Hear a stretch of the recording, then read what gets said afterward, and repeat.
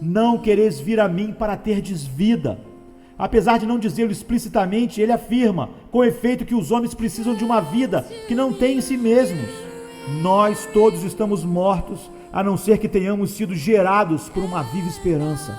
Todos nós estamos, por natureza, legalmente mortos. No dia que dela comeres, certamente morrerás, disse Deus a Adão. Embora ele não tenha morrido fisicamente naquele momento, ele morreu legalmente. Isso quer dizer que a morte foi decretada contra ele. Tão logo como num tribunal, o juiz veste a capa preta e pronuncia a sentença, o homem é considerado morto pela lei. Talvez possa passar um mês antes dele ser trazido ao patíbulo para sofrer a sentença da lei. No entanto, a lei o considera um homem morto. É-lhe impossível fazer qualquer transação. Ele não pode herdar, nem legar seus bens. Ele não é nada, é um homem morto. O país de maneira alguma o considera como vivo. Há uma eleição. Não lhe é pedido seu voto porque ele é considerado legalmente morto. Ele está trancado em sua cela de condenação e está morto. Ah, e vocês pecadores sem Deus, que nunca tiveram vida em Cristo, estão vivos nesta manhã por adiamento. Mas será que não sabem que estão legalmente mortos? Que Deus os considera como tais? Que no dia que o seu pai Adão comeu o fruto e vocês próprios pecaram, Deus, o eterno juiz, colocou sobre si o gorro preto e os condenou? Vocês falam poderosamente de sua própria posição, bondade, moralidade. Onde estão elas? As Escrituras dizem que vocês já estão condenados. Não tem que esperar para serem condenados no dia do juízo. Ali será a execução da sentença. Já estão condenados. No momento que pecaram, seus nomes foram escritos no livro negro da justiça. Todos foram então sentenciados por Deus à morte, a não ser que tenham encontrado um substituto pelos seus pecados na pessoa de Cristo. O que pensariam se fossem à prisão e vissem o condenado à morte sentado, rindo e feliz?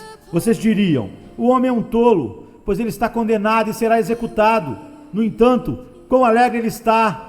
Ah, e quão tolo é o homem mundano que, enquanto a sentença está sendo registrada contra ele, vive em divertimento e alegria. Vocês pensam que a sentença de Deus é sem efeito? Pensam que o seu pecado, que está gravado com ponteiro de aço nas rochas para sempre, é isento de horrores? Deus disse que vocês já estão condenados. Se pudessem então somente sentir isto, o amargor encheria as suas doces taças de gozo, suas danças parariam, o riso se extinguiria como um suspiro, se lembrassem de que já estão condenados. Todos nós deveríamos chorar se compreendêssemos seriamente que por natureza não temos vida aos olhos de Deus. Estamos realmente condenados. A morte está decretada contra nós e somos considerados aos olhos de Deus agora tão mortos como se já estivéssemos lançados no inferno. Somos condenados agora pelo pecado, embora ainda não estejamos sofrendo a penalidade, porém, ela está escrita contra nós. Por isso estamos legalmente mortos. Não podemos encontrar vida, a não ser que encontremos vida legal na pessoa de Cristo. Mas, além de estarmos legalmente mortos, estamos também espiritualmente mortos. Isso porque a sentença não somente foi lavrada no livro, mas também no coração, e entrou na consciência e operou na alma, no julgamento, na imaginação e em tudo. Porque no dia em que dela comeres, certamente morrerás.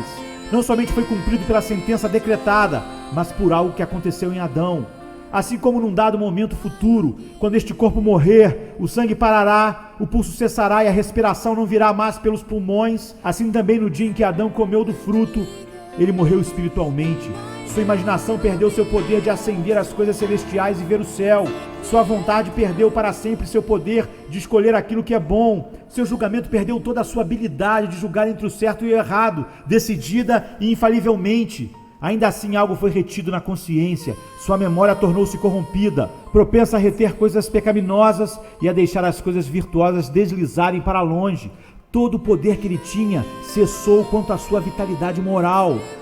A bondade era a vitalidade do seu poder, isso se foi.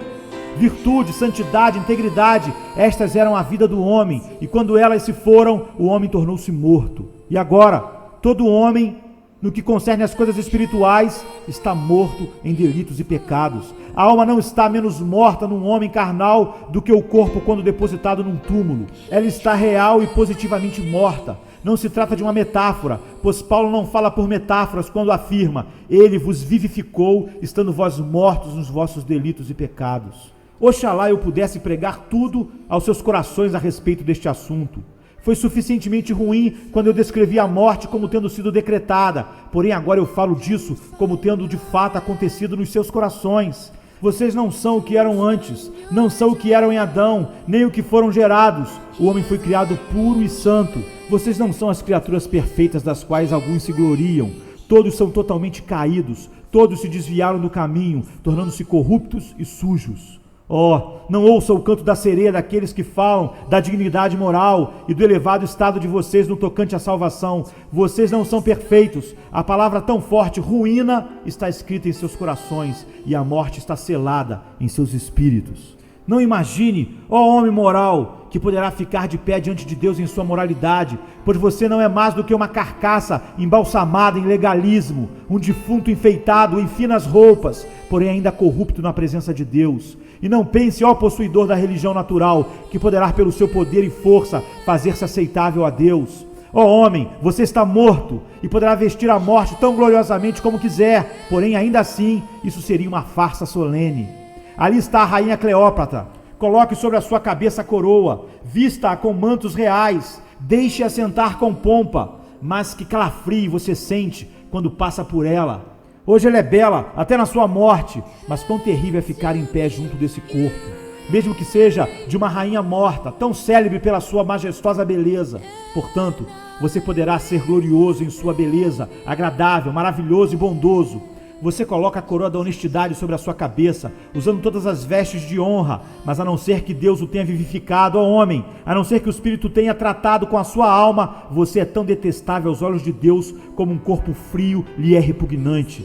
Você não escolheria viver com um morto assentado à sua mesa, e Deus não tem prazer em que você esteja diante dos seus olhos. Ele se ira com você todos os dias, pois está em pecado, está morto. Ó, creia nisso, leve-o a sério, aproprie-se disso, pois é bem verdade que está morto, tanto espiritualmente como legalmente.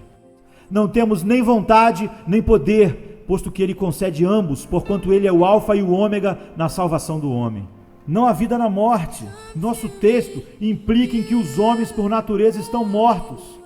Mas não quereis vir a mim para terdes vida.